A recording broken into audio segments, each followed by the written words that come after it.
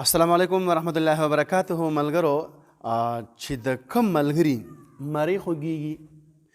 یا یې نزله وي یا پوزه بندوي څه وي جي مری خوږیږي یا د هغې سره په مثال کې مری کې زخم وي یا د مری ګلی ملی وي او یا پوزه بندیږي او په ستر درد راځي. ډېره اسانه وظیفه ده الله بندګانو، اسانه وظیفه که ده تاسو وکړه که نه او انشاءالله العزیز ښه نه شوې که نه زما په دې پیج باندې خو دا نمبر ده خو چا نیولی نه دی که نه ډایرکټ راشه په وټسپ باندې ما ته ویې مولانا صاحبو تا چې کومه وظیفه کړله نو په هغې باندې زه ما به ډېر کوشش وکړې خو لیکن زما هغه نزله هم هغه شاله ده او هغه بیماري هم هغه شاله ده او ګلی هغه هم هغه شاله دي او د هغې سره سره زما په مثال کې پوزه ماشاءالله بند هیڅ اثر نه دی کړی بیا د دې موارم انشاءالله خو په شرط د دې چې په الله باندې به یقین مضبوط ساتئ ښه کولو والا الله دی او دا قرآني آیات ته ښه جي نو تاسو په داسې کار وکړئ چې ټول نه مخکې چې کله تاسو بس کوئ اوبه تړمې اوبه به استعمالوئ او د هغې دومره ګرمې هم نه درمیاني حال ډېرې یخې نو ډېرې ګرمي درمیاني حال اوبه به استعمالوئ او د هغې په اوله کې به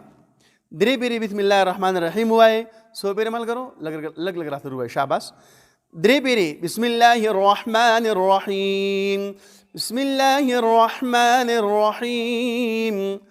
بسم الله الرحمن الرحیم درې پیرې دا ووایو شو بیا سورة الکهف اولنی آیات ډېر آسان آیات الله بندګانو الحمد لله الذي أنزل على عبده الكتاب ولم يجعل له عوجا. دا آیات مبارکه دا ما چې کوم ولوستو نو دا به تاسو په اوبو باندې چوپ کوئ چې کله تاسو اوبه څښئ درې بېره بسم الله الرحمن الرحیم ووایئ بیا به وفرې دا آیات مبارکه ووایئ ټیک ده دا هم کله وویله او انشاءالله چې کله مو اوبه څښئ تاسو 21 ورځې دا عمل تاسو وکړئ انشاءالله د الله فضل سره په پوخ یقین درته یم په پوخ یقین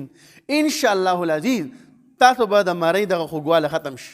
او که بل کس و چې زه د انسان محفوظ ساتم او ماته دا زکام او دا نزله نه لګي هغه هم دقه شاله استعمالوئ د کومه طریقې مې ته وکړه انشاءالله د الله فضل سره تاسو ته به دغه زکام وکام نه لګي. صحیح دی جی جزاک الله. او که ویډیو خو خوښه وي لازما به د خپلو ملګرو سره بالکل شیر کوئ. یو ملګري وایي قاري صاحب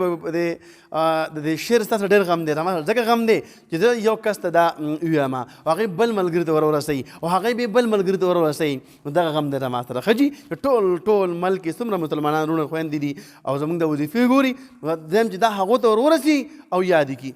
او په دې باندې پریکټیکل عمل وکړي الله بندګانو دا به زموږ او ستاسو لپاره خیر دریا ګرځي. الله